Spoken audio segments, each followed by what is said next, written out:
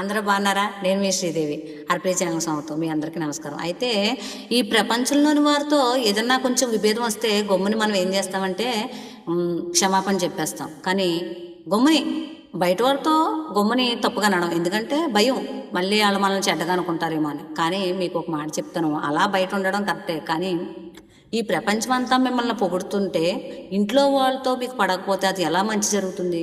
మీరు ఈ ప్రపంచం అంతా మిమ్మల్ని మంచి అనకపోయినా మీరు ఇంట్లో మీరు ఏదైతే భర్త భార్య ఉన్నారో ఒకరితో ఒకళ్ళు చక్కగా మాట్లాడుకోవడం, ఒకరితో ఒకళ్ళు సహకారం చేసుకోవడం, అది మీ జీవితానికి ఉపయోగపడుతుంది.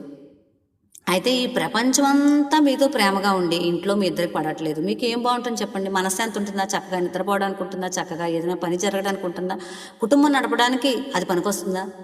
ఈ ప్రపంచంతో దుర్మార్గంగా ఉండమని నేను చెప్పను. ప్రపంచంతో అంత చక్కగా మీరు నడుస్తున్నారు, కానీ భార్యాభర్తలు ఒకళ్ళతో ఒకళ్ళు అనుసంధానమై చక్కగా కూర్చుని మాట్లాడుకుని, ఒకళ్ళకి కష్టం వస్తే ఒకళ్ళు ఆదుకుని, ఒకళ్ళనొకళ్ళు అర్థం చేసుకుని, ఈ ప్రపంచంతో ఒకవేళ నాకు టైం గడపకపోయినా పర్లేదు, నేను నా భర్తతో గడపాలి, నేను నా భార్యతో గడపాలి అని చెప్పని ఒకళ్ళనొకళ్ళు అర్థం చేసుకుని, ఒకళ్ళ మనసు ఒకళ్ళు తెలుసుకుని వర్తించండి.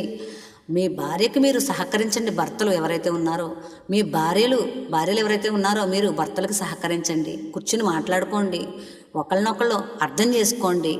ఎవరైతే భార్యాభర్తలు చక్కగా ఒకళ్ళనొకళ్ళని అర్థం చేసుకుంటారో ఈ సంసారం చక్కగా ముందుకు నడుస్తుంది. మీ పిల్లలు మిమ్మల్ని చూసి వాళ్ళు పెద్ద అవుతారు. మీరు పిల్లలు ఎదురకుండా మంచిగా ఉండకుండా ఎడమొహం పెడమొహం కింద ఉంటే వాళ్ళ పిల్లలు ఏం నేర్చుకుంటారు? ఖచ్చితంగా అయ్యే పుణుకుపుచ్చుకుంటారు వాళ్ళు. అందుకని మనం ఈ ప్రపంచంతో మంచిగా ఉండొచ్చు, అలాగే ఇంట్లో కూడా భార్యాభర్తలు ఒకరితో ఒకళ్ళు మంచిగా ఉందాం.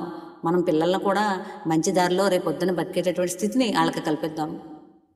భార్యాభర్తలు ఒకరికొకరు సహకరించుకోవడం అనే ఈ కాన్సెప్ట్ మీకు నచ్చినట్టయితే హర్ప్రీత్ ఛానల్ లైక్ చేయండి, షేర్ చేయండి. బాయ్.